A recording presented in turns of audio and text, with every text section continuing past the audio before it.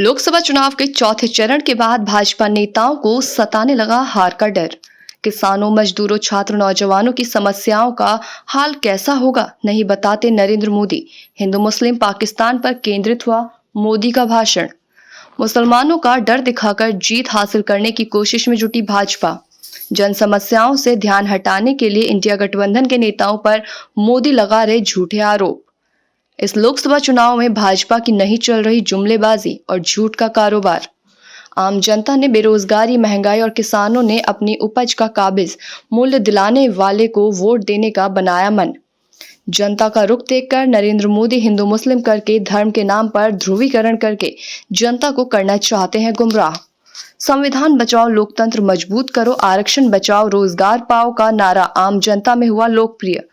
आरक्षण बढ़ाने के नाम पर कायम हुई दलित पिछड़ों की एकता भाजपा और बसपा को लग सकता है करारा झटका। दलित और पिछड़ों ने आरक्षण बचाने के लिए लिया संविधान बचाने वालों का साथ देने का संकल्प। दलित, पिछड़ों और अल्पसंख्यकों की एकता बदल सकती है उत्तर प्रदेश की चुनावी तस्वीर। एमएसपी पर कानूनी गारंटी और कर्ज माफी के वादे ने किसानों इंडिया गठबंधन के साथ जाने को किया मजबूर। लोकसभा चुनाव के 5वें चरण के मतदान के लिए चुनाव प्रचार आज थम जाएगा। नेताओं ने चुनाव प्रचार में मतदाताओं को लुभाने के लिए, अपने जाल में फंसाने के लिए एक और जहां उनकी समस्याओं को हल करने का वादा किया जा रहा है, तो दूसरी तरफ मतदाताओं को उनकी समस्याओं से ध्यान हटाने के लिए मंदिर, मस्जिद, जाति, धर्म, पाकिस्तान का हवाला देकर चुनाव जीतने का सपना देखा जा रहा है। ये लोकसभा चुनाव सामान्य नहीं, असामान्य माना जा रहा है, क्योंकि ये लोकसभा का चुनाव किसानों, मजदूरों, छात्र, नौजवानों का भविष्य तय करने वाला चुनाव होगा।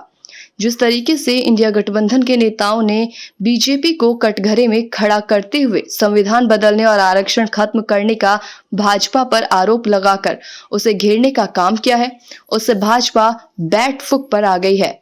भाजपा नेता ये तय नहीं कर पा रहे हैं कि इंडिया गठबंधन के नेताओं के चुनावी चक्रव्यूह की रचना को भेदने के लिए क्या किया जाए। यहाँ हम बात करेंगे उत्तर प्रदेश की 80 लोकसभा सीटों की। दिल्ली में सरकार बनाने के लिए उत्तर प्रदेश की महत्वपूर्ण भूमिका होती है। इस बार चुनाव का नजरिया बदला है, मतदाताओं की सोच बदली है। भाजपा पर लगाए गए संविधान बदलने के आरोप ने भाजपा के सामने मुश्किलें खड़ी कर दी हैं। भाजपा का परंपरागत वोटर जो पिछड़ी जातियों से आता है, वो भाजपा से खिसकता हुआ नजर आ रहा है, जिसका सीधा लाभ इंडिया गठबंधन को मिल सकता है। 2019 के लोकसभा चुनाव में बसपा से खिसक कर दलित मतदाताओं ने बड़ी संख्या में भाजपा को वोट किया था।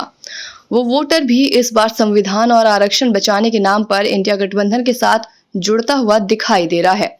अगर दलित, पिछड़ों और अल्पसंख्यकों की एकता बन जाती है, तो उत्तर प्रदेश में भाजपा को सीटों के लिहाज से भी बड़ा नुकसान हो सकता है। अगर राजनीतिक विशेषज्ञों की माने तो इंडिया गठबंधन 40 से 45 लोकसभा सीट जीतकर भाजपा को करारी शिकस्त दे सकता है। चुनावी तस्वीर तो मतगणना के बाद ही साफ होगी। अनुमान और संभावनाओं के बीच 5वें चरण का मतदान होने जा रहा है। देखना होगा कि 5वें चरण के मतदान में महंगाई, बेरोजगारी चुनावी मुद्दा बन पाती है या फिर मतदाता जुमलेबाजी के नाम पर मतदान करते हैं। ये जानने के लिए थोड़ा इंतजार करना होगा। अगले एपिसोड में कुछ नया लेकर फिर मिलते हैं।